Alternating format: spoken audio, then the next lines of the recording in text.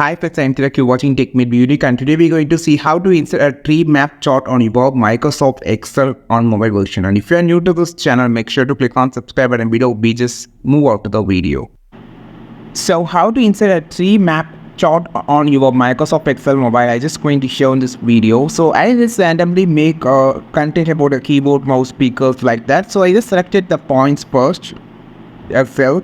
Then click on this arrow section and just change the home section to the insert option and just pick the chart option. Now you will just swipe down and you will see an option called tree map. Click on those. And here you have only one thing. You can just click it, which will be created. You can just resize the chart like this and you can just place wherever you just need it. Now you will see an option called layout. Here you can just change the layout like this. So just going to show how it's looking for. Just making a zoom out here. Okay, so just going into the layout, you have a lot of different options to change the layout size like this. And if you just need to change the color also, you can just change the color like this. So you have a multiple color or a mono color.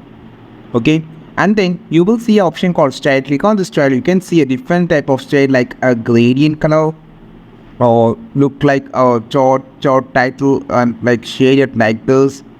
You can just change this.